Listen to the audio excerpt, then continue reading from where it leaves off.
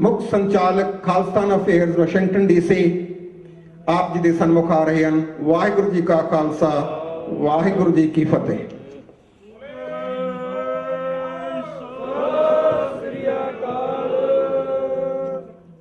बल छुटक्यो बंधन परै कछु न होत उपाय, कहो नानक अब ओट हर गज ज्यों हो सहाय।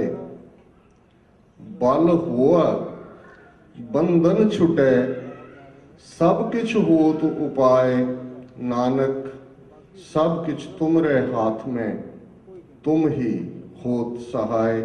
वाहिगुरु जी का खालसा, वाहिगुरु जी की फतेह। साहिब श्री गुरु ग्रंथ साहिब जी की हजूरी में जुड़े बैठे सतगुरु जी का अपना आपा गुरु खालसा साध संगत जीओ, आप जी तनता दे योग हो। Gurdwara Richmond Hill cultural society जिसका रुतबा एक इतिहासक सोसाइटी वाले कदे ईस्ट कोस्ट मिड वैस्ट तक दियां सारियां सिख संगतां लई ये गुरु घर जिथे गुरु नाल जोड़न दा रूहानीयत दे केंद्र दे तौर ते दूर दराडियों सिख संगतां आउंदियां सन। उत्थे जून 84 दे घल्लूघारे तो बाद जिस दुखद घल्लूघारे दी 30वीं याद मनाण दे लई असीं जुड़ बैठे हैं। ये गुरुद्वारा साहिब साडी आज़ादी, साडी सॉवरनिटी, साडी बादशाहत, जिसका नाम गुरु के लाडले 1.5 लाख तो ज्यादा सपुत्र सपुत्रियां ने अपना लहू डोल के खालिस्तान रखे, उस दे लई भी इस गुरु घर चों अगवाई निकलती रही है और अज भी निकल रही है। दुआबा सिख एसोसीएशन जिन्हां दे उत्साही वीरां ने इस समागम नूं कलैक्टिवली मनाउण लई आपस दे विच सिर जोड़े ने, वो भी वधाई दे पात्र ने, क्योंकि ये साडे लई बड़ा जरूरी है कि अज जदों 30 मिलियन सिख कौम दुनिया के नक्शे ते बेशक साडी मौजूदगी है, हर थां साडे निशान झूलते ने, पर एक गल दी हकीकत तो इनकार नहीं किया जा सकता कि असीं बेघरी कौम है। अज साडा घर नहीं है। तो 20वीं सदी दे दरवेश साडे कवि प्रोफैसर हरिंदर सिंह महबूब, जिन्होंने जे मैं ये कहा कि प्रोफैसर पूरण सिंह तो बाद जिन्होंने अध्यात्म दियां बुलंदियां नूं छुए, जिन्होंने उस सूखम तत्त नूं, उस आनंद नूं माणे, जिन्होंने दार्शनिकता दी बरीकी, राजसी चालसाजां जालसाजां दियां नीतियां, इन्हां सारियां नूं समझ के बड़े शाहकार काम पंथ दी झोली पाए। उन्होंने एक थां अज कौम दी हालत प्रति एक कपलेट किया जिहड़ा मैं समझदा भी साडी दशा नूं बयान दे। वो कहंदे ने, बेपत होईयां कौमां दे घर दूर फरेबी धरते, बद नसीब पैरां दे हेठां खाक विशैली गरके, मूँह जोर समा न कौमे, मेट सकेगा तैनू अपनी पत पछाण लवें, जे लड़ माही दा फड़ के। जिथे जदों बेपत्ती कौमां दी हुंदी है ते फिर साडी होंद भी उस फरेबी धर ते है। फरेब तो असी वाकफ हैं शब्द की है, ते जिन्हां दे नाल साडी लड़ाई है, जिन्हां दे नाल अज साडा वाह पिया है, जिन्हां ने चाणक्य नीति दे चारों हथियार साम दाम दंड भेद कढ़े हुए ने, ये फरेब दी मां ने। वैस्ट दे विच जदों धोखेबाजी की गल हुंदी है तो मैकियावैली का नाम लिया जाता है, कहा जाएगा कि मैकियावेलियन ये गल, लेकिन शायद इन्हां चों भी बहुतियां नूं नहीं पता है कि मैकियावैली के जन्म तो कई सदियां पहला चाणक्य नाम का एक बंदा है जिसने फरेब नूं किवें ग्लोरीफाई किया, ਤੇ ਜਿਨ੍ਹਾਂ ਨਾਲ ਅੱਜ ਸਾਡਾ ਵਾਹ ਹੈ ਕੁਝ ਚੀਜ਼ਾਂ ਸਿੰਬੋਲਿਜ਼ਮ ਹੁੰਦੀਆਂ ਔਰ ਇਹ ਬਦਕਿਸਮਤੀ ਹੈ ਕਿ ਸਾਡੀ ਕੌਮ ਦੇ ਵੱਡੇ ਹਿੱਸੇ 'ਚ ਪੜ੍ਹਨ ਪੜ੍ਹਾਉਣ ਦਾ ਸ਼ੌਕ ਨਹੀਂ ਹੈ। ਅਸੀਂ ਭਾਵੁਕਤਾ ਦੇ ਵਹਿਣ ਵਿੱਚ ਬਹੁਤ ਕੁਝ ਕਰਦੇ ਹਾਂ, ਕੁਰਬਾਨੀ ਲਈ ਵੀ ਹਮੇਸ਼ਾ ਤਿਆਰ ਰਹਿੰਦੇ ਹਾਂ, ਬਟ ਫਰੇਬ ਜਾਲ ਦੇ ਵਿੱਚ ਸੌਖਿਆਂ ਫਸ ਜਾਂਦੇ ਹਾਂ। ਲੇਕਿਨ ਜਿਹੜੇ ਪੱਛਮ ਦੇ ਰੋਸ਼ਨ ਦਿਮਾਗ ਚਿੰਤਕ ਨੇ ਉਹ ਇਸ ਸਿੰਬੋਲਿਜ਼ਮ ਤੋਂ ਵਾਕਿਫ ਨੇ। ਬਾਰਬਰਾ ਕ੍ਰੋਸੈਟ ਜਿਹੜੀ ਕਦੇ ਨਿਊਯਾਰਕ ਟਾਈਮਸ ਦੀ ਦਿੱਲੀ ਦੇ ਵਿੱਚ ਬਿਊਰੋ ਚੀਫ ਸੀ, ਉਸਨੇ ਇੱਕ ਕਿਤਾਬ ਲਿਖੀ ਹੈ ਇੰਡੀਆ ਇਨ ਦਾ 21st ਸੈਂਚੁਰੀ। ਕੁਝ ਸਾਲ ਪਹਿਲਾਂ ਉਹ ਕਿਤਾਬ ਪਬਲਿਸ਼ ਹੋਈ। ਉਸ ਦੇ ਵਿੱਚ ਉਹਨੇ ਲਿਖੇ ਕਿ ਜਿੱਥੇ ਅੱਜ ਡਿਪਲੋਮੈਟਿਕ ਐਨਕਲੇਵ ਹੈ ਦਿੱਲੀ ਦੇ ਵਿੱਚ, ਉਸ ਨੂੰ ਚਾਣਕਿਆਪੁਰੀ ਕਹਿੰਦੇ ਨੇ। ਔਰ ਜਿਹੜੀ ਸੜਕ ਜਿੱਥੇ ਬੈਠ ਕੇ ਇਹ ਭਾਰਤ ਦੇ ਨੀਤੀ ਘਾੜੇ, ਇਹਨਾਂ ਦੇ ਥਿੰਕ ਟੈਂਕ ਇਹ ਚਾਲਾਂ ਘੜਦੇ ਨੇ, ਸਾਜ਼ ਦੇ ਚਾਲ ਦੇ ਨਾਲ ਇਹ ਸਭ ਕੁਝ ਰਲ ਕੇ ਤੁਰਦੇ ਨੇ। ਉਹਨਾਂ ਦਾ ਆਧਾਰ ਅਰੁਣ ਨਹਿਰੂ ਹੋਏ, ਅਰੁਣ ਗਾਂਧੀ ਹੋਏ, ਪੀਕੇ ਧਵਨ ਹੋਏ, ਅਲੈਗਜ਼ੈਂਡਰ ਹੋਏ, ਹਕਸਰ ਹੋਏ, ਰਾ ਦਾ ਚੀਫ ਮਿਸਟਰ ਆਰ.ਐਨ. ਕੌ ਹੋਏ। ਬਹੁਤ ਸਾਰੇ ਸਬੂਤ ਸਾਹਮਣੇ ਆਏ ਨੇ ਕਿ ਜੋ ਕੁਝ 30 ਸਾਲ ਪਹਿਲਾਂ ਵਾਪਰੇ, ਕਿਸ ਲੈਵਲ ਦੀ ਇਹ ਕੰਸਪੀਰੇਸੀ ਸੀ, ਕਿਸ ਲੈਵਲ ਦੀ ਸਾਜ਼ਿਸ਼ ਸੀ। ਇਹ ਗੱਲ ਤਾਂ ਜ਼ਾਹਰ ਹੈ ਕਿ KGB, ਸੋਵੀਅਤ ਯੂਨੀਅਨ 1979 ਚ ਅਫਗਾਨਿਸਤਾਨ ਚ ਆ ਗਏ, ਉਹਨਾਂ ਦੀ ਇਨਵੋਲਵਮੈਂਟ। ਪਰ ਕਿਵੇਂ ਆਪਣੇ ਆਪ ਨੂੰ ਮੈਗਨਾ ਕਾਰਟਾ ਦਾ ਪਿਓ ਕਹਿਣ ਵਾਲਾ ਬ੍ਰਿਟਨ, ਜਿਹੜੇ ਸਮਝਦੇ ਨੇ ਵੀ ਸਭਿਅਤਾ ਸਿਵਲਾਈਜੇਸ਼ਨ ਨਿਕਲੀ ਸਾਡੇ ਚੋਂ ਹੈ, ਕਿਵੇਂ ਇਹਨਾਂ ਨੇ ਫਰਵਰੀ 1984 ਦੇ ਵਿੱਚ ਮਾਰਗਰੇਟ ਥੈਚਰ ਨੇ ਇੰਦਰਾ ਗਾਂਧੀ ਦੇ ਕਹਿਣ ਤੇ SAS ਯੂਨਿਟ ਦੇ ਆਫੀਸਰਸ ਨੂੰ ਭੇਜਿਆ, ਕਿਵੇਂ ਉਹਨਾਂ ਨੇ ਹਰਮੰਦਰ ਸਾਹਿਬ ਦੀ ਰੇਕੀ ਕੀਤੀ। ਸੋ ਜੋ ਕੁਝ 30 ਵਰੇ ਪਹਿਲਾਂ ਵਾਪਰਿਆ ਇਹ ਅੱਜ ਸਿਰਫ ਕੋਈ ਇਲੈਕਸ਼ਨ ਗੇਮ ਨਹੀਂ ਹੈ ਕਿ ਜੀ ਉਹਨਾਂ ਨੇ ਬਹੁ ਗਿਣਤੀ ਦੀਆਂ ਵੋਟਾਂ ਲੈਣੀਆਂ ਸਨ। ਅੱਜ ਇਸ ਗੱਲ ਦੇ ਪੁਖਤਾ ਸਬੂਤ ਨੇ ਕਿ ਕਿਵੇਂ ਇਹ ਇੱਕ ਇੰਟਰਨੈਸ਼ਨਲ ਕੰਸਪੀਰੇਸੀ ਸੀ। ਤੇ ਇਸ ਗੱਲ ਦਾ ਭੁਲੇਖਾ ਨਾ ਰਹੇ ਕਿ ਡਿਪਲੋਮੈਟਿਕ ਐਨਕਲੇਵ, ਚਾਣਕਿਆਪੁਰੀ, ਇਹਨਾਂ ਪਾਲਿਸੀ ਮੇਕਰਸ ਤੱਕ ਪਹੁੰਚਾਉਣ ਵਾਲੀ ਜਿਹੜੀ ਸੜਕ ਹੈ ਉਸ ਦਾ ਨਾਂ ਕੌਟਿਲਯ ਮਾਰਗ ਹੈ, ਕਿਉਂਕਿ ਚਾਣਕਿਆ ਦਾ ਹੀ ਨਾਂ ਵਿਸ਼ਨੂੰ ਗੁਪਤਾ ਵੀ ਹੈ, ਚਾਣਕਿਆ ਦਾ ਨਾਂ ਕੌਟਿਲਯ ਵੀ ਹੈ। ਸੋ ਇਹ ਗੱਲ ਜਦੋਂ ਤੱਕ ਅਸੀਂ ਨਹੀਂ ਸਮਝਾਂਗੇ, ਇੱਕ 30 ਸਾਲ ਦੇ ਵਿੱਚ ਇੱਕ ਅਸੀਂ ਸਫ਼ਰ ਤੈਅ ਕਰ ਲਏ ਪੱਛਮੀ ਸਟੈਂਡਰਡਸ ਨਾਲ। 25 ਸਾਲ ਦੀ ਜਨਰੇਸ਼ਨ ਹੁੰਦੀ ਹੈ। ਇੱਕ ਜਨਰੇਸ਼ਨ ਸਾਡੀ ਜਿਹੜੀ ਚਸ਼ਮਦੀਦ ਸੀ, ਕੋਈ ਤੁਰ ਗਈ ਹੈ, ਕੋਈ ਅਸੀਂ ਜ਼ਿੰਦਗੀ ਦੀ ਸੜਕ ਦੇ ਲਾਸਟ ਐਗਜ਼ਿਟ ਦੇ ਨੇੜੇ ਤੇੜੇ। ਖੁਸ਼ੀ ਦੀ ਗੱਲ ਹੈ ਕਿ ਅਸੀਂ ਖਾਲਿਸਤਾਨ ਦਾ ਪਰਚਮ, ਆਜ਼ਾਦੀ ਦਾ ਪਰਚਮ ਅਗਲੀ ਜਨਰੇਸ਼ਨ ਦੇ ਹੱਥ 'ਚ ਫੜਾ ਦਿੱਤੇ। ਥਾਂ ਥਾਂ ਤੇ ਹੋਏ ਪ੍ਰੋਟੈਸਟ, ਥਾਂ ਥਾਂ ਤੇ ਹੁੰਦੇ ਸੈਮੀਨਾਰ, ਥਾਂ ਥਾਂ ਦੇ ਉੱਤੇ ਹੋਏ ਸਿਟ-ਇਨਸ ਇਸ ਗੱਲ ਦਾ ਸਬੂਤ ਨੇ ਕਿ ਜਿਨ੍ਹਾਂ ਕੌਟਿਲਯ ਮਾਰਗ ਦੇ ਉੱਤੇ ਤੁਰਨ ਵਾਲਿਆਂ ਨੇ ਕਦੇ ਇਹ ਕਲਪਿਆ ਸੀ ਕਿ ਜੂਨ 84 3 ਜੂਨ ਦਾ ਦਿਨ ਚੁਣੋ ਗੁਰੂ ਅਰਜਨ ਸਾਹਿਬ ਦਾ ਸ਼ਹੀਦੀ ਦਿਨ। ਫਖਰ ਹਮੇਸ਼ਾ ਤੁਹਾਡੇ ਓਰੀਜਨ ਦੇ ਨਾਲ ਹੁੰਦੇ, ਉਸ ਆਧਾਰ ਦੇ ਨਾਲ ਹੁੰਦੇ। ਤੇ ਉਸੇ ਚਾਣਕਿਆ ਦੀ ਕਹਾਣੀ ਹੈ ਕਿ ਉਹ ਕਦੇ ਤੁਰਿਆ ਜਾਂਦਾ ਸੀ, ਉਸ ਦੀ ਧੋਤੀ ਕਿਸੇ ਖੁੰਗ ਦੇ ਵਿੱਚ ਫਸੀ, ਉਹ ਡਿੱਗ ਪਿਆ। ਇੱਕਦਮ ਉਹਦੇ ਚੇਲੇ ਗੁੱਸੇ 'ਚ ਆਏ, ਉਹਨੂੰ ਪੁੱਟਣ ਲੱਗੇ। ਉਹ ਕਹਿੰਦਾ ਨਹੀਂ, ਇਸ ਦੇ ਵਿੱਚ ਲੱਸੀ ਪਾਓ। ਉਹਨਾਂ ਨੇ ਕਿਹਾ ਜੀ ਕਿੰਨਾ ਇਹ ਜਿਹੜਾ ਦਇਆ ਨਾਲ ਭਰਿਆ ਹੋਇਆ ਹੈ, ਕਿੰਨਾ ਕੰਪੈਸ਼ਨੇਟ ਹੈ। ਔਰ ਫਿਰ ਉਹ ਕਈ ਦਿਨ ਲੱਸੀ ਪਾਉਂਦਾ ਰਿਹਾ ਤੇ ਫਿਰ ਕਹਿੰਦਾ ਹੁਣ ਇਹਨੂੰ ਪੁੱਟ ਦਿਓ, ਇਹਦੀ ਜੜ ਪੁੱਟੀ ਜਾਏਗੀ, ਤੁਸੀਂ ਉੱਤੋਂ ਇਹਨੂੰ ਪੁੱਟ ਦਿੰਦੇ, ਇਹਨੇ ਫੇਰ ਨਿਕਲ ਆਉਣਾ ਸੀ।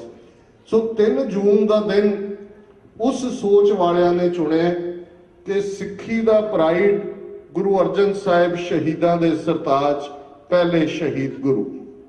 ਔਰ ਇਸ ਗੱਲ ਦਾ ਵੀ ਧਿਆਨ ਰਹੇ, ਬੇਸ਼ੱਕ ਲਗਭਗ ਇਹਨਾਂ 4 ਸਦੀਆਂ 'ਚ ਸਾਡਾ ਵਾਹ ਮੁਗਲਾਂ ਨਾਲ ਵੀ ਪਿਆ, ਅਫਗਾਨਾਂ ਨਾਲ ਵੀ ਪਿਆ, ਅੰਗਰੇਜ਼ਾਂ ਨਾਲ ਵੀ ਪਿਆ, ਅੱਜ ਦੇ ਹਾਕਮਾਂ ਨਾਲ ਵੀ ਪਿਆ।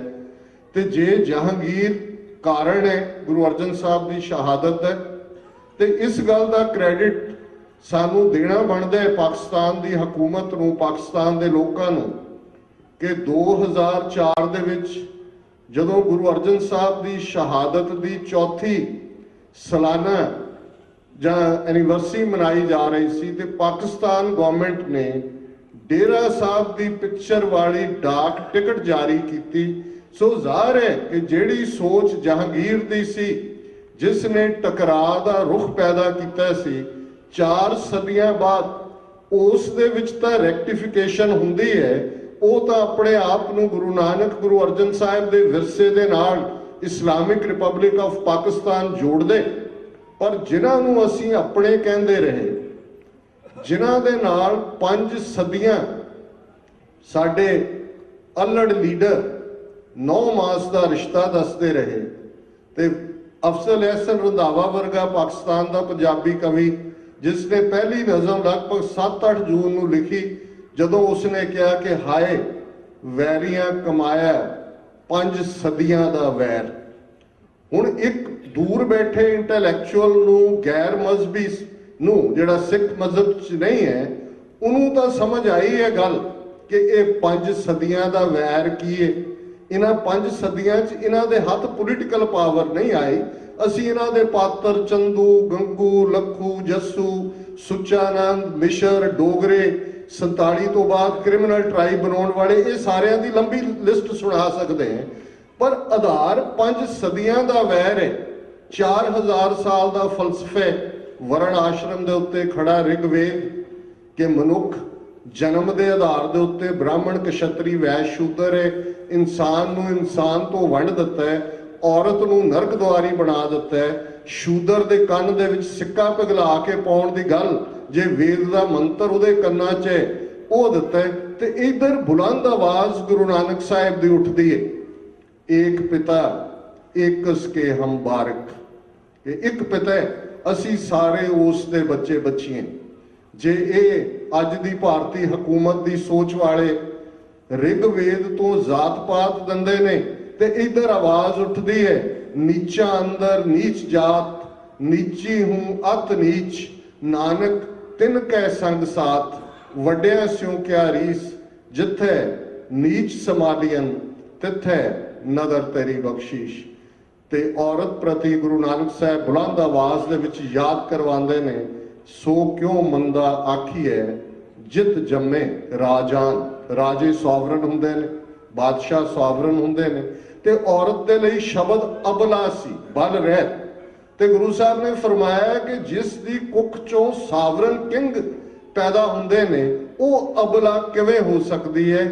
ਇਹ ਰੈਵੋਲੂਸ਼ਨ ਸੀ, ਇਹ ਨਵਾਂ ਥਾਟ ਸੀ। ਇਹ 2500 ਸਾਲ ਬਾਅਦ ਬੁੱਧ ਤੋਂ ਕਿਸੇ ਨੇ ਉਸ ਧਰਤੀ ਤੇ ਖਲੋ ਕੇ ਬ੍ਰਾਹਮਣ ਨੂੰ ਚੈਲੰਜ ਕੀਤਾ ਸੀ। ਸਾਊਥ ਏਸ਼ੀਆ ਦਾ ਬਹੁਤ ਵੱਡਾ ਥਿੰਕਰ ਅਲਾਮਾ ਇਕਬਾਲ, ਉਸ ਨੇ ਇੱਕ ਨਜ਼ਮ ਬਾਂਗੇ ਦਰਾ ਪੁਸਤਕ ਦੇ ਵਿੱਚ ਗੁਰੂ ਨਾਨਕ ਸਾਹਿਬ ਨੂੰ ਐਟਰੀਬਿਊਟ ਕੀਤੀ। ਨਜ਼ਮ ਲੰਮੀ ਹੈ, ਸਮੇਂ ਦਾ ਧਿਆਨ ਰੱਖਦੇ ਆ ਮੈਂ ਜਿਹੜੀ ਕੰਟੈਕਸਟ ਦੇ ਵਿੱਚ ਗੱਲ ਹੈ ਉਸ ਦਾ ਜ਼ਿਕਰ ਕਰਾਂਗਾ। ਉਸ ਦੇ ਵਿੱਚ ਜਦੋਂ ਬੁੱਧ ਦੀ ਗੱਲ ਕਰਦੇ ਕਿ ਉਹ ਇੱਕ ਬੜਾ ਦਾਨਾ ਇਨਸਾਨ ਪੈਦਾ ਹੋਇਆ, ਪਰ ਨਾਲ ਉਹ ਕਹਿੰਦਾ ਆਸ਼ਕਾਰ ਉਸਨੇ ਕੀਆ ਜੋ ਜ਼ਿੰਦਗੀ का राज था, हिंद को लेकिन ख्याली फलसफा पे नाज था, शमाए हक से जो मुनव्वर हो ये वो महफिल न थी, बारिशे रहमत हुई लेकिन जिमी काबिल न थी। कि ये इन्ना सुक्का फलसफा है, ब्राह्मण दा शास्त्रार्थ, ब्राह्मण दे उपनिषद, ब्राह्मण दा अहम ब्रह्मा अस्ति, इहो जे कॉन्सैप्ट जे उसने कोई रीजन या लॉजिक नाल गल कीती ते उन्होंने पसंद नहीं आई, तो फिर कीता की बुद्ध दा ते बुद्ध दे फॉलोअर्स दे। बहुत बार पास्ट ग्लोरी इंडिया स्वर्ण युग की गल हुंदी है, कनिष्का होए, अशोका होए, हर्षवर्धना होए, एनसाइक्लोपीडिया ब्रिटानिका देख लो, वर्ल्ड हिस्ट्री देख लो, सारे बुद्धिस्ट ने।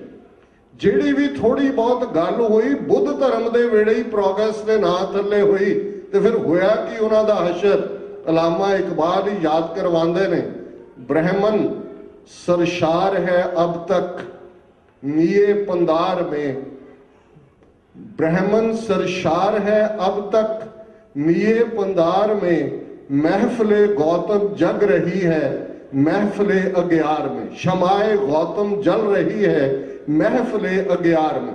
कि अज भी इस धरती ते मीए पंदार हंकार नूं कहंदे ने कि ब्राह्मण हंकार दे विच अज भी इस धरती दा बादशाह ते गौतम दी गल महफिले अग्यार बाहरले देशां जापान, चीन, वियतनाम, थाईलैंड, ਉੱਥੇ ਕੱਢ ਦਿੱਤੇ। ਤੇ ਹੁਣ ਇਕਬਾਲ ਨੂੰ ਨਜ਼ਰ ਆਉਂਦਾ ਹੈ ਕਿ ਬੁੱਧ ਦਾ ਸਫਾਇਆ ਕਰਨ ਤੋਂ ਬਾਅਦ ਫਿਰ ਅਚਾਨਕ ਕੁਝ ਹੋਇਆ ਇਸ ਖਿੱਤੇ 'ਚ, ਔਰ ਉਹ ਗੁਰੂ ਨਾਨਕ ਦੀ ਆਮਦ ਨਾਲ ਹੋਇਆ। ਇਕਬਾਲ ਕਹਿੰਦੇ ਨੇ, ਬੁੱਤ ਕਦਾ ਫਿਰ ਬਾਤ ਮੁੱਦਤ ਕੇ ਮਗਰ ਰੋਸ਼ਨ ਹੁਆ। ਬੁੱਤ ਕਦਾ, ਇਹਨਾਂ ਬੁੱਤ ਪ੍ਰਸਤਾਂ ਦਾ ਦੇਸ਼, ਬੁੱਤ ਕਦਾ ਫਿਰ ਬਾਤ ਮੁੱਦਤ ਕੇ मगर रोशन हुआ, नूरे इब्राहिम से अजर का घर रोशन हुआ। ਹੁਣ ਜਦੋਂ ਉਹਨਾਂ ਨੂੰ ਉਹਦੇ ਗੁਰੂ ਨਾਨਕ ਸਾਹਿਬ ਚੋਂ ਇਬਰਾਹਿਮ ਦਾ ਨੂਰ ਨਜ਼ਰ ਆਉਂਦਾ ਹੈ, ਇਹ ਇਬਰਾਹਿਮ ਇਸਲਾਮ ਦੇ ਹਜ਼ਰਤ ਇਬਰਾਹੀਮ ਨੇ, ਯਹੂਦੀਆਂ ਦੇ ਕ੍ਰਿਸਚੀਅਨਸ ਦੇ ਅਬਰਾਹਮ ਨੇ, ਔਰ ਇਹਨਾਂ ਤਿੰਨੋਂ ਹੀ ਸੈਮਿਟਿਕ ਧਰਮਾਂ ਜੂਡਾਇਜ਼ਮ, ਇਸਲਾਮ, ਕ੍ਰਿਸਚੀਅਨਿਟੀ ਦੇ ਫਾਦਰ ਨੇ। ਤੇ ਇੱਧਰ ਇਕਬਾਲ ਨੂੰ ਨਜ਼ਰ ਆਉਂਦਾ ਹੈ ਕਿ ਗੁਰੂ ਨਾਨਕ ਦੇ ਵਿੱਚ ਗੁਰੂ ਨਾਨਕ ਇਵੇਂ ਮਹਿਤਾ ਕਾੜੂ ਦੇ ਘਰ ਆਏ ਜਿਵੇਂ ਅਬਰਾਹਮ ਆਏ ਸੀ।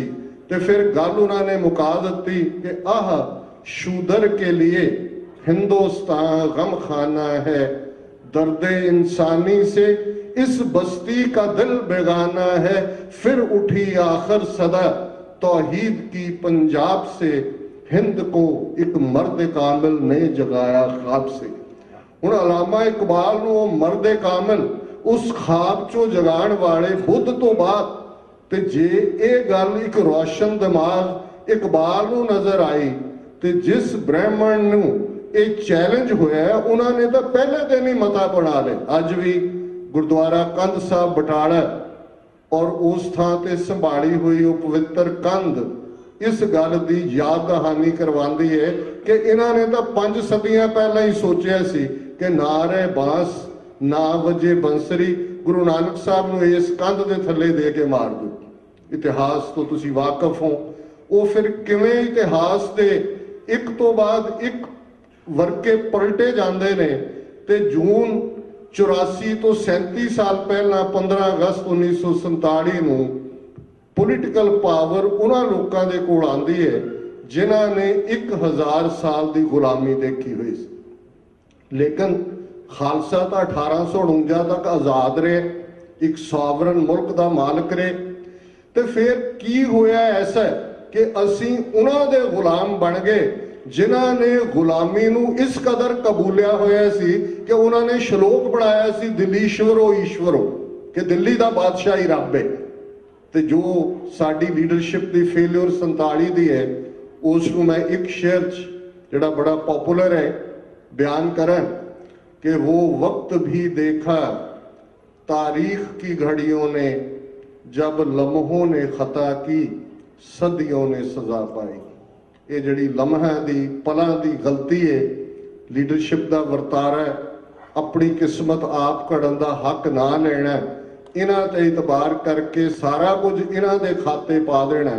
ये कहानी पिछले 67 साल की बार बार दोहराई जा रही है कि जदों अपनी लगाम तुसी किसे दे हाथ फड़ा दिंदे हो ते फिर उस दा की वर्तारा हुंदे।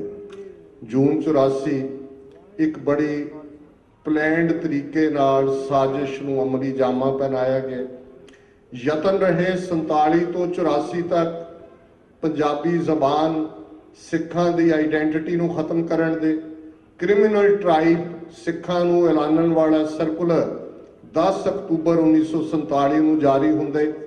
ਸਿੱਖ ਸਾਰੇ ਕ੍ਰਿਮੀਨਲ ਟ੍ਰਾਈਬ, ਔਰ ਇਹ ਹਕੀਕਤ ਸਰਦਾਰ ਕਪੂਰ ਸਿੰਘ ਜਿਹੜੇ ਉਸ ਵੇਲੇ ਡਿਸਟ੍ਰਿਕਟ ਕਾਂਗੜਾ ਦੇ ਡਿਪਟੀ ਕਮਿਸ਼ਨਰ ਸਨ ਉਹਨਾਂ ਤੱਕ ਪਹੁੰਚਦੇ, ਉਹ ਇਸ ਨੂੰ ਜ਼ਾਹਰ ਕਰਦੇ ਨੇ। ਤੇ ਉਹ ਸਰਕੂਲਰ ਹੈ, ਸਿੱਖ ਸਾਰੇ criminal tribe and a menace to the law abiding Hindus. ਅੱਗੇ ਲੰਬੀ ਚੌੜੀ ਹਦਾਇਤ ਹੈ ਕਿ ਇਹਨਾਂ ਦੇ ਉੱਤੇ ਕਿਵੇਂ ਨਜ਼ਰ ਰੱਖਣੀ।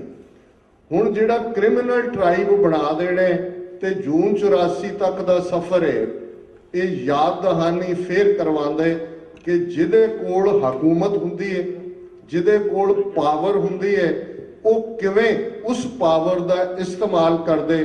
ਜੇ ਪਾਕਿਸਤਾਨ ਨੂੰ 2 ਹਿੱਸਿਆਂ 'ਚ ਵੰਡ ਦਿੱਤਾ ਇੰਦਰਾ ਗਾਂਧੀ ਨੇ, ਸਿੱਖਾਂ ਤੇ ਘੱਲੂਘਾਰਾ ਵਰਤਾਏ, ਤੇ ਆਪੋਜੀਸ਼ਨ 'ਚ ਬੈਠਾ ਅਟਲ ਬਿਹਾਰੀ ਵਾਜਪਾਈ ਕਹਿੰਦੇ ਕਿ ਇਹ ਤੋਂ ਦੁਰਗਾ ਮਾਤਾ ਦਾ ਅਵਤਾਰ ਹੈ। ਹੁਣ ਇਹ ਸਿੰਬੋਲਿਜ਼ਮ ਦੀ ਗੱਲ ਮੈਂ ਅੱਜ ਬਹੁਤੇ ਵੇਰਵੇ 'ਚ ਦੂਸਰੀ ਗੱਲ ਨਹੀਂ ਕਰ ਰਿਹਾ, ਕਿਉਂਕਿ ਉਹ ਤੁਸੀਂ ਘੱਲੂਘਾਰੇ ਦੇ ਵੇਰਵੇ ਪੜ੍ਹੇ ਨੇ, ਸੁਣੇ ਨੇ, ਸੁਣਦੇ ਹੋ ਲਗਾਤਾਰਤਾ ਦੇ ਨਾਲ ਕਿਸ ਕਦਰ ਜ਼ੁਲਮ ਹੋਇਆ।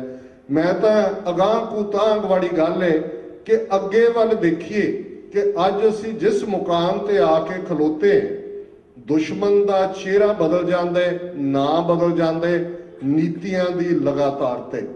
जे ये लगातारता ना होंदी ते की कारण है कि इंदिरा गांधी तो नरेंद्र मोदी तक 12 तो ज्यादा प्रधानमंत्री बने ने। मनमोहन सिंह प्रधानमंत्री बने, सिखां च बड़ी खुशी सी जी, पग वाला बने। अज किस हद तक गल गई है कि ये नरेंद्र मोदी जिहड़ा पावर च है, ये गुजरात चों 50,000 सिखां नूं उजाड़ रहे, जिन्होंने 1965-66 दे विच लाल बहादुर शास्त्री ने जाके कच्छ के इलाके च वसाया। यही मोदी है जिन्हें 2002 च हज़ारां मुसलमानां दे खून नाल हथ रंगे ने, ते यही क्वालिफिकेशन है मोदी दी अज प्रधानमंत्री बनन दे लई। जदों असीं बहुत गिणती दा करैक्टर देखदे, इंदिरा गांधी ने, राजीव गांधी ने सिखां दा कतलेआम कीता। दसंबर 84 च चोणां हुंदियां ने, 2/3 बहुमत दे नाल राजीव गांधी पावर दे विच आंदे। नरेंद्र मोदी मुसलमानां दा कतलेआम करदे, अज कल्ली एब्सोलूट मेजोरिटी नाल उहदी पार्टी जिहड़ी है वो पावर दे विच आंदी है। ये बहु गिणती दा क्यों जी हैजमनी हुंदी है? उही मास्टर तारा सिंह जिन्हां ने 1947 दे विच सिचुएशन नूं राइटली जज नहीं कीता, उन्होंने अपनी ऑटोबायोग्राफी जिहड़ी उन्हां दे बेटे ने छापी सी उहदे च लिखिआ उन्होंने कि डिक्टेटरशिप दे विच भी कोई होप हुंदी है। तुसीं आस करदे हो कि डिक्टेटर मर जाएगा, तुहाडा छुटकारा हो जाएगा, पर जिहड़ी बहु गिणती दी हैजमनी है, बहु गिणती दा गलबा है, इस चों तुसीं कदे भी नहीं छुटकारा पा सकदे। अज मोदी हिंदुत्ववादी ए टीम होए, कांग्रेस बी टीम होए, जे आम आदमी पार्टी भी अगे आई है तो वंदे मातरम, गांधी टोपी, भारत माता की जय लै दे के ये सारी खेड उत्थे ही मुकनी है। ते जे सानू इस गल की समझ नहीं आएगी, असी एक तो बाद एक धोखे का शिकार हुंदे रवांगे, तो फिर इस गल का ध्यान रहे कि ਜਿਹੜੀਆਂ कौमां समय दे हाण दियां नहीं हुंदियां।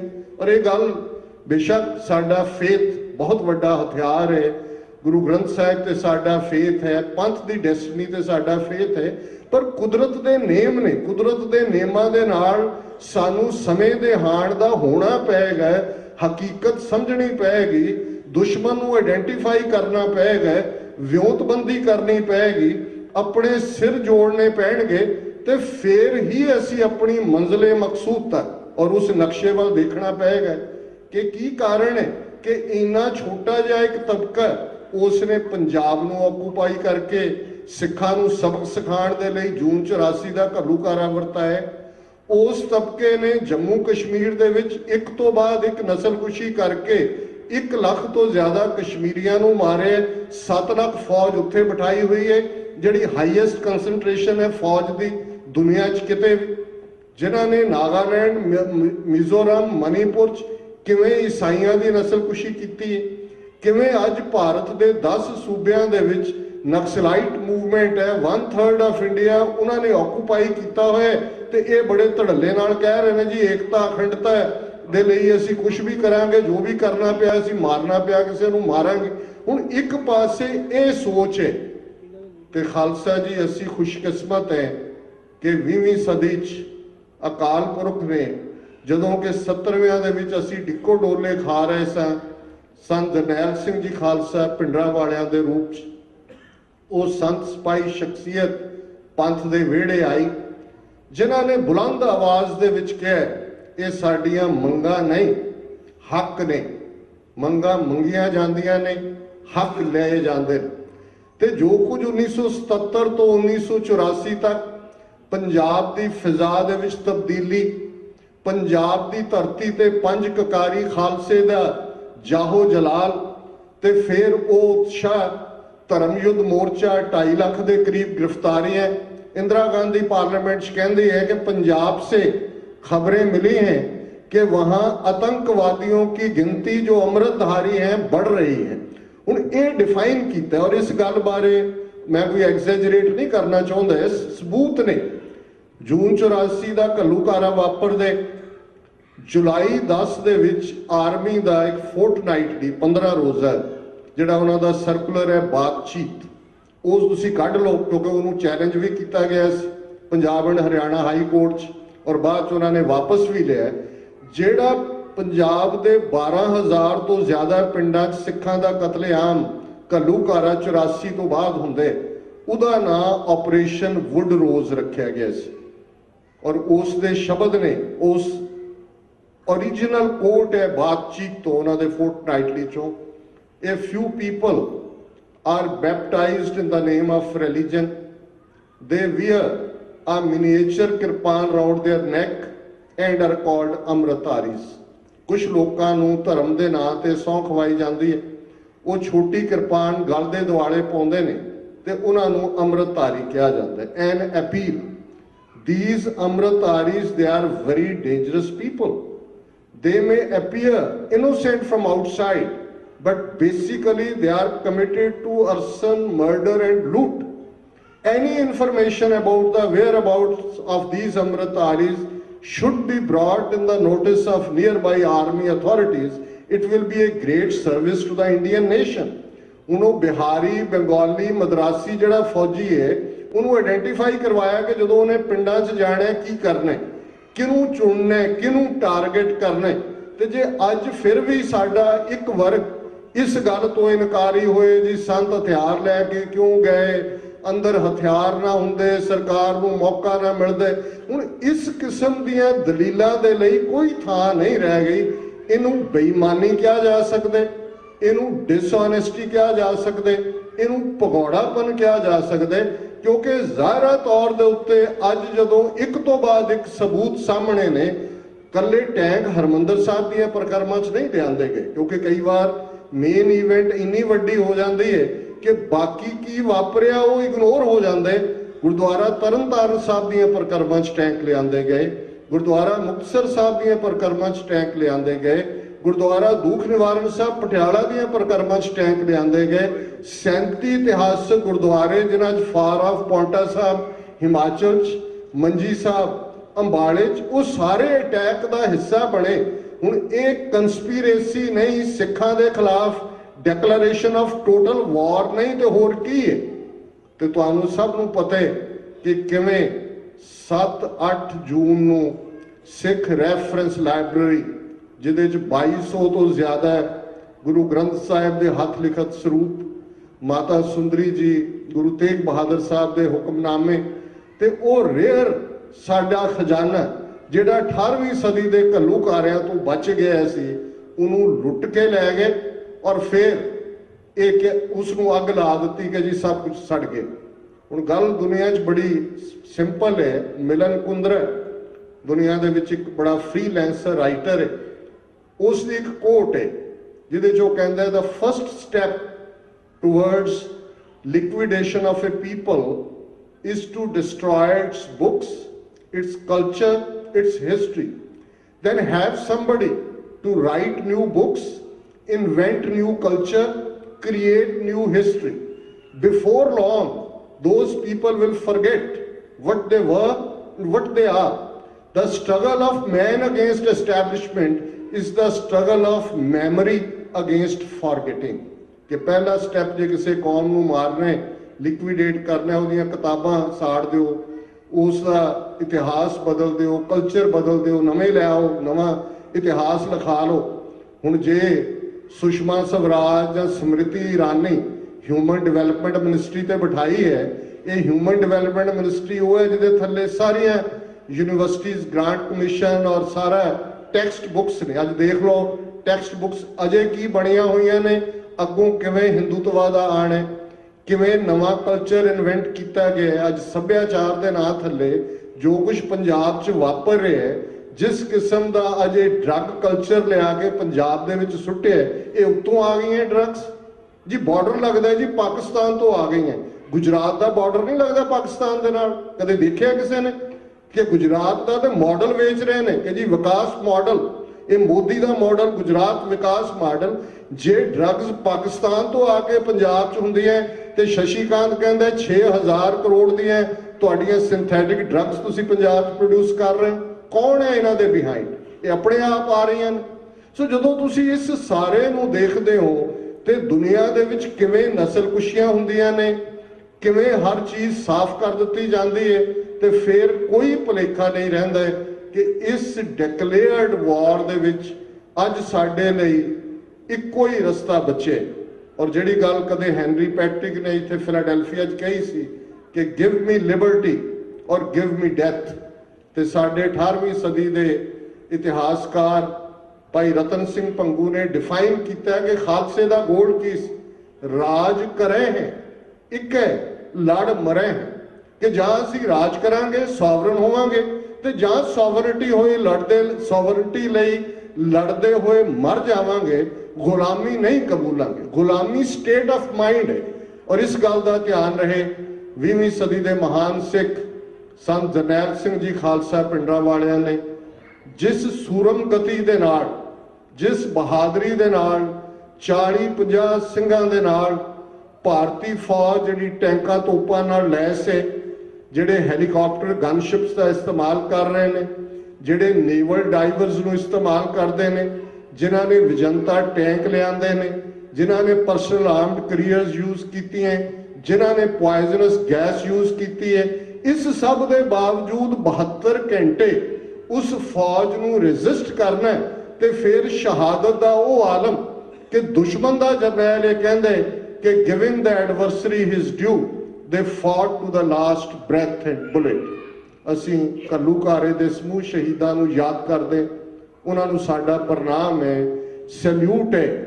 ਜਿੱਥੇ ਵੀ ਕੌਮ ਦਾ ਭਵਿੱਖ ਬਣਦਾ, ਸ਼ਹੀਦ ਦੇ ਡੁੱਲੇ ਖੂਨ ਚੋਂ ਹੀ ਉਹ ਕੁਝ ਨਿਕਲਦਾ। ਸਾਡਾ ਤਾਂ ਇਤਿਹਾਸ ਘੱਲੂਘਾਰਿਆਂ ਦਾ ਇਤਿਹਾਸ ਹੈ, ਇਹ ਸਾਨੂੰ ਕਦੇ ਕਮਜ਼ੋਰ ਨਹੀਂ ਕਰ ਸਕੇ। ਜੇ ਮੀਰ ਮਨੂ ਨੇ ਜ਼ੁਲਮ ਕੀਤੇ ਸਨ ਤਾਂ ਖਾਲਸਾ ਪੜ੍ਹਦਾ ਮਨੂ ਸਾਡੀ ਦਾਤਰੀ, ਅਸੀਂ ਮਨੂ ਦੇ ਸੋਏ, ਜਿਉਂ-ਜਿਉਂ ਮਨੂ ਵੱਢਦਾ ਅਸੀਂ ਦੂਣ ਸਵਾਏ ਹੋਏ। ਘੱਲੂਘਾਰਿਆਂ ਨੇ ਕਦੇ ਵੀ, ਔਰ ਇਹ ਗੱਲ ਇਸਲਾਮ ਦੇ ਹਵਾਲੇ ਨਾਲ ਵੀ ਹੈ, ਜਦੋਂ ਅਲਾਮਾ ਇਕਬਾਲ ਕਹਿੰਦਾ ਇਸਲਾਮ ਜ਼ਿੰਦਾ ਹੋਤਾ ਹੈ ਹਰ ਕਰਬਲਾ ਕੇ ਬਾਅਦ। ਕਰਬਲਾ ਨੇ ਇਸਲਾਮ ਨੂੰ ਮਾਰਿਆ ਨਹੀਂ, ਇਸਲਾਮ ਤਾਕਤਵਰ ਹੋ ਕੇ ਨਿਕਲੇ। ਘੱਲੂਘਾਰਿਆਂ ਚੋਂ ਅਸੀਂ ਮਜ਼ਬੂਤੀ ਦੇ ਨਾਲ ਨਿਕਲੇ, ਪਰ ਅੱਜ ਜਿਸ ਦੁਸ਼ਮਣ ਦੇ ਨਾਲ ਸਾਡਾ ਵਾਹ ਹੈ ਉਹ ਮੁਗਲਾਂ ਨਾਲੋਂ ਜ਼ਿਆਦਾ ਜ਼ਾਲਮ ਹੈ ਤੇ ਅੰਗਰੇਜ਼ਾਂ ਨਾਲੋਂ ਜ਼ਿਆਦਾ ਚਲਾਕ ਹੈ। ਇਹਨਾਂ ਦੋਨਾਂ ਦਾ ਕੰਬੀਨੇਸ਼ਨ ਹੈ। ਜ਼ੁਲਮ ਦਾ ਸਹਾਰਾ ਲੈਂਦੇ ਨੇ ਤੇ ਨਾਰਾ ਸਤਿਅਮੇਵ ਜਯਤੇ, ਵਰਤਾਰਾ ਕੂੜ ਫਿਰੇ ਪ੍ਰਧਾਨ ਵੇ ਲਾ ਲਓ। ਸਭ ਝੂਠ ਦੇ ਉੱਤੇ ਖੜੀ ਇਮਾਰਤ ਹੈ ਔਰ ਕਲੇਮ ਕਰੋ ਸਤਿਅਮੇਵ ਜਯਤੇ।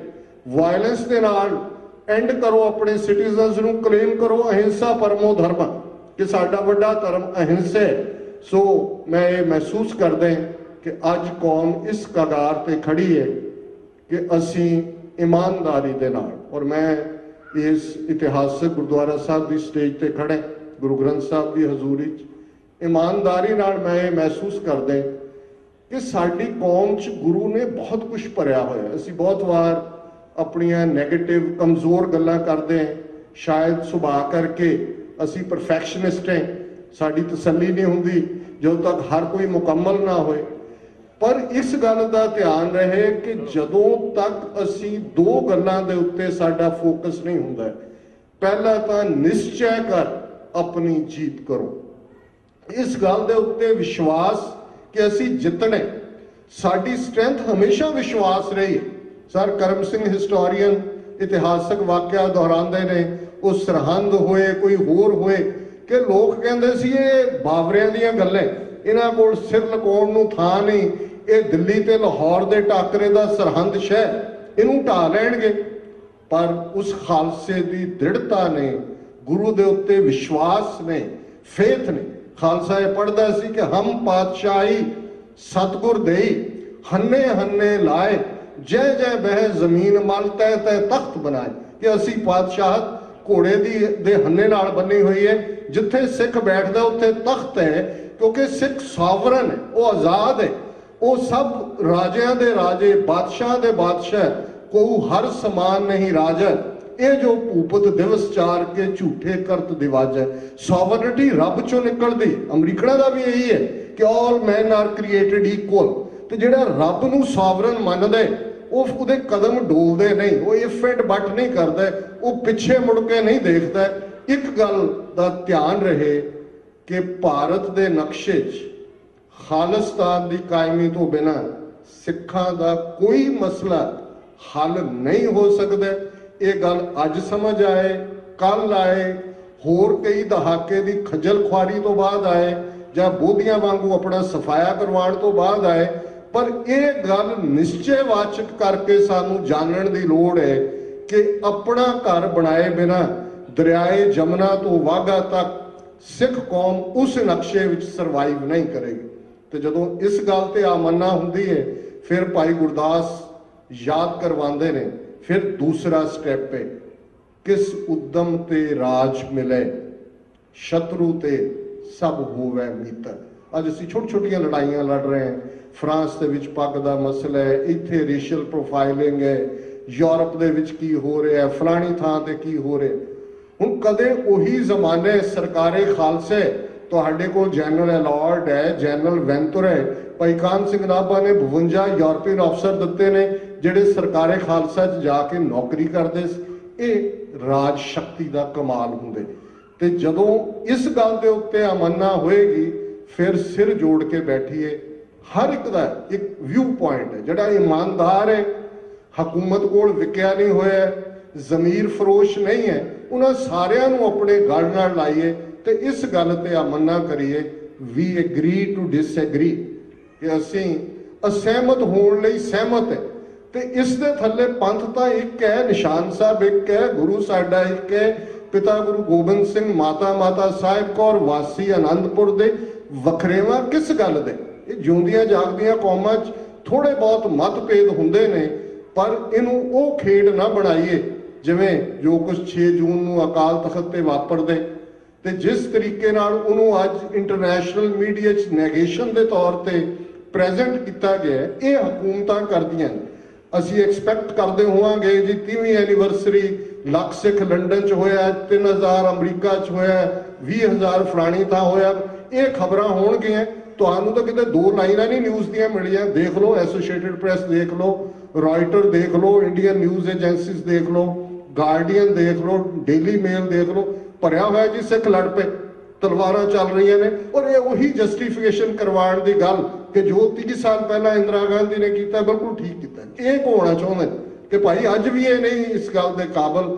ਤੇ ਜੇ ਅਸੀਂ ਇਸ ਟ੍ਰੈਪ ਨੂੰ ਇੱਕ ਤੋਂ ਬਾਅਦ ਇੱਕ ਨਹੀਂ ਸਮਝ ਸਕਾਂਗੇ, ਔਰ ਇਸ ਗੱਲ ਦਾ ਵੀ ਧਿਆਨ ਰਹੇ, ਮੈਂ ਕੋਈ ਇੰਡੀਵਿਜੂਅਲ ਐਲੀਗੇਸ਼ਨਸ ਨਹੀਂ ਜਾਣਾ ਚਾਹੁੰਦਾ, ਪਰ ਇੱਕ ਕਹਾਣੀ ਅਫਰੀਕਾ ਦੇ ਵਿੱਚ ਇੱਕ ਪ੍ਰੋਵਰਬ ਦੇ ਵਿੱਚ ਹੈ ਕਿ ਜੰਗਲ ਦੇ ਦਰਖਤ ਬੜੇ ਮਾਣ ਦੇ ਵਿੱਚ ਸਨ ਕਿ ਸਾਨੂੰ ਕੋਈ ਨੁਕਸਾਨ ਨਹੀਂ ਪਹੁੰਚਾ ਸਕਦੇ, ਤੇ ਲੱਕੜਹਾਰਾ ਇਹ ਕਹਿੰਦਾ ਸੀ ਕਿ ਕੋਈ ਨਹੀਂ, ਤੁਹਾਨੂੰ ਵੀ ਅਸੀਂ ਦੱਸਾਂਗੇ ਕਿ ਤੁਸੀਂ ਅਜਿੱਤ ਨਹੀਂ ਹੋ। ਤੇ ਕਿਵੇਂ ਫਿਰ ਉਸ ਜੰਗਲ ਦੇ ਹੀ ਦਰਖਤ ਦਾ ਦਸਤਾ ਬਣ ਜਾਂਦੇ। ਕੁਹਾੜੀ ਲੱਕੜਹਾਰੇ ਦੀ ਹੈ, ਦਸਤਾ ਉਸ ਦਰਖਤ ਦੇ, ਤੇ ਫਿਰ ਉਹ ਕੁਹਾੜੀ ਵੱਢਦੀ ਹੈ, ਇੱਕ ਇੱਕ ਕਰਕੇ ਜੰਗਲ ਸਾਫ਼ ਕਰ ਦਿੰਦੀ।